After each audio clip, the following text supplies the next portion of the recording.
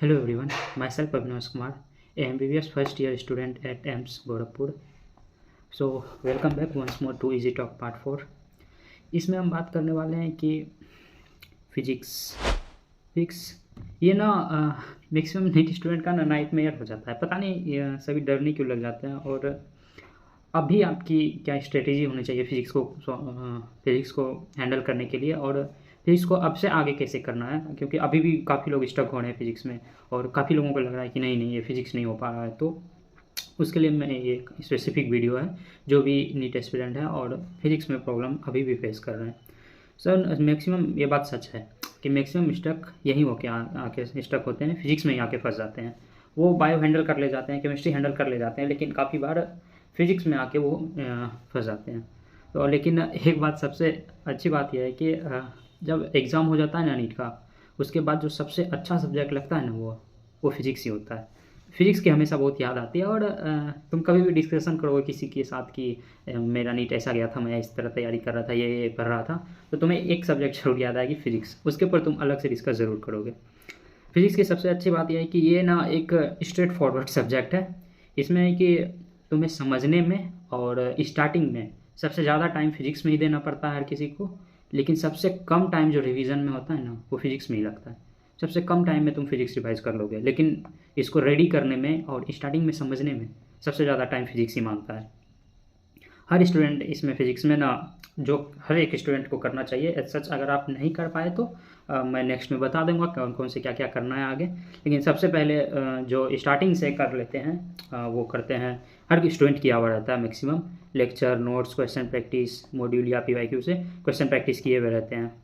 लेकिन फिर भी कभी कभी ना वो ये सब करने के बाद भी ना फिजिक्स में मार्क्स नहीं आते। ऐसा मेरे भी एक टाइम पे नहीं आते थे, क्योंकि मुझे लगता था मैं इतना कुछ फॉलो किया फिर भी मेरे मार्क्स क्यों नहीं आ रहे फिजिक्स में, और गलती कहाँ हो रहा है, लैग कहाँ हो रहा है वो देख ही नहीं पाते थे, क्योंकि टेस्ट को सही से एनालाइज कर नहीं पाते थे। तो इसमें बता दें कि अब आपको क्या करना चाहिए। अब तुम्हें करना क्या चाहिए इस बचे हुए टाइम में कि तुम्हारा लगभग 170 प्लस सिक्योर एक सेफ मार्क्स होता है कि बहुत अच्छा मार्क्स माना जाता है फिजिक्स में। अगर तुम 160 170 प्लस ला पा रहे हो तो 170 प्लस सिक्योर करने के लिए तुम्हें आगे क्या क्या करना चाहिए ये मैं बता देता हूँ। कि सबसे पहले इसको ना मैंने कुछ लेवल्स में डिसाइड कर रखे हैं कि तुम्हें लेवल 1 पे ये कर लेना चाहिए, फिर इसके बाद इतने मार्क्स आने लगेंगे तो तुम लेवल 2 में इस तरह करना चाहिए। और सबसे पहला लेवल है ये जो मैंने लेक्चर, नोट्स, क्वेश्चन प्रैक्टिस के साथ ऐड नहीं किया था, वो था रिवीजन। कोई भी ना बहुत अच्छे से ना नोट्स को रिवाइज नहीं करता, एक बार नोट्स बना लेता और फिर उसके बाद चाहता है कि मेरे मार्क्स इसमें इंक्रीज होते चले जाए, जो अच्छा पॉसिबल नहीं होता है। तुम रिवीजन थोड़ा थोड़ा ही करके उस नोट्स को या फिर उस सेलेक्टेड क्वेश्चन को जो तुमसे नहीं बने थे, अगर तुम मार्क करके रखे हो, अगर नहीं मार्क किए थे तो तुम उस नोट्स को कम से कम या PYQs को ज़रूर एक बार रिवाइज ज़रूर करते रहना चाहिए टाइम टू टाइम। कम से कम स्टार्ट तो नोट से करो कि अगर तुम्हारा लेक्चर कंप्लीट है या फिर ऑनलाइन ऑफलाइन किसी भी रूप में, तो तुमने एक नोट्स बनाए होंगे और तुम्हें उस नोट्स को साथ साथ रिवाइज करना चाहिए, क्योंकि नोट्स रिवाइज करने के बाद तुम्हें वो क्लास रिवाइज हो जाएगा और काफ़ी सारे कंसेप्ट रिवाइज हो जाएंगे। और अगर तुमने अभी तक ऐसा नहीं करा है तो तुम एक अदर ऑप्शन है, अगर क्लास को सिलेबस कंप्लीट नहीं हुआ है, उस चैप्टर का नोट्स नहीं है, तो तुम अगर क्लास में होने वाला है तो तुम क्लास को फॉलो करो। अगर दूसरा ऑप्शन चाहिए तो तुम कहीं से भी वन शॉट वीडियोस देख सकते हो ऑनलाइन। उससे ना तुम्हें एक बेसिक आइडिया लग जाएगा कि तुम्हें और आगे क्या करना चाहिए, तो तुम आगे कर ले जाओगे। सेकंड है लेवल 2। लेवल 2 पे ना तुम्हें सबसे पहले मैं लेवल 2 में थियोरटिकल क्वेश्चन को ज़्यादा रखता हूँ, थ्योरी वाले, क्योंकि एक अच्छे स्टूडेंट का भी ना थियोरटिकल पोर्शन काफ़ी बार वीक रह जाता है और उसके कारण उसे बहुत सफ़र करना पड़ता है, क्योंकि वो अच्छा खासा मेहनत करके बहुत अच्छा क्वेश्चन सॉल्व कर ले जाता है, लेकिन काफ़ी बार उसके थियोरटिकल कुछ छूट जाते हैं जिसका उसे हमेशा अफसोस रहता है। तो उसके लिए ना तुम सबसे पहले ना तुम्हें पता होना चाहिए थियोरटिकल क्वेश्चन को टैकल करने के लिए कि उसमें क्वेश्चन किस तरह के आते हैं। तुम उस चैप्टर को पहचानो, जैसे मान लो कि मॉडर्न फिजिक्स से आते हैं क्वेश्चन, ठीक, तो तुम्हें बेसिक आइडिया होना चाहिए कि किस तरह के क्वेश्चन आते हैं। तो मॉडर्न फिजिक्स में भी स्पेशली सेमीकंडक्टर से आते हैं, तुम्हें एक चैप्टर की रिकॉग्निशन हो जाएगी, तो तुम उसके थियोरटिकल पोर्शन में जाके तुम अच्छे से पढ़ लोगे कि सारे गेट्स के बारे में पढ़ लोगे, इसका कहाँ यूज होता है। तुम जिस तरह के क्वेश्चन तुम्हें फेस करने पड़ रहे हैं उस अकॉर्डिंग तुम पढ़ लेना।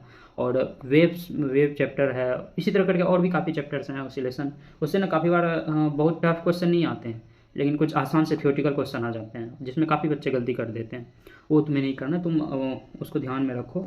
अगर तुम थ्योरेटिकल क्वेश्चन को अलग से देखना चाहते हो, वैसे अच्छा ज़रूरी नहीं होता, लेकिन इसके एक खास बात है कि मॉड्यूल और या क्वेश्चन सेट्स होते हैं ना, वो थ्योरेटिकल क्वेश्चन में ज़्यादा हेल्प करते हैं। तुम कहीं का भी मॉड्यूल सॉल्व करोगे तो उसमें थ्योरेटिकल का पोर्शन रहेगा ना, तो तुम वहाँ पे तुम्हें ज़्यादा नंबर ऑफ क्वेश्चंस मिलेंगे। अगर तुम ये 2 स्टेज कंप्लीट कर ले जाते हो तो समझो कि तुम लगभग 150 प्लस लाने लग जाओगे कंटिन्यूसली अपने मॉक टेस्ट में, या फिर तुम ये 2 स्टेज को अच्छे से कंप्लीट कर लेते हो तो तुम्हारे एग्ज़ाम्स में ना क्वेश्चंस नहीं छोड़ेंगे और 150 प्लस मार्क्स आने लग जाएंगे। बट नेक्स्ट इम्पॉर्टेंट एस्पेक्ट है एक नीट के लिए, NCERT।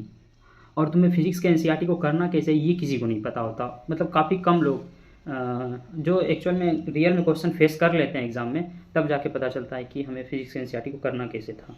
और जो अभी के लिए, तुम अभी से आगे के लिए फिजिक्स को NCERT से अगर थोड़ा बहुत करना चाहते हो कि मतलब NCERT के पॉइंट्स भी ना छूटे, तो सबसे अच्छा रहता है जो लास्ट टाइम पे मैंने भी करा था कि मैंने NCERT के समरी और पॉइंट्स टू पॉन्डर पहले विदाउट मेमोराइज़ किए। अगर तुमसे नहीं याद हो रहा है एक बार में, इसे याद होना ज़रूरी नहीं है, लेकिन विदाउट मेमोराइजिंग तुम एक बार ज़रूर पढ़ो उसको। एक बार तुम NCERT लो और उसे पढ़ना स्टार्ट करो, उसे ज़रूर पढ़ो स्टार्टिंग से लेके लगभग सारे चैप्टर्स का। तुम ज़रूरी नहीं एक बार में सारे चैप्टर्स करो, सबसे पहले तुम उसका टाइम फिक्स कर लो। जैसे मैंने अपने एक फ्रेंड के साथ मिल के रात का टाइम फिक्स कर लिया था कि इस टाइम पे हम लोग पढ़ा करेंगे, तो तुम टाइम फिक्स कर लो और चैप्टर्स फिक्स कर लिया करो कि 2-2 चैप्टर एक बार में पढ़ेंगे। इस तरह करके कुछ समय में तुम्हारा हो जाएगा।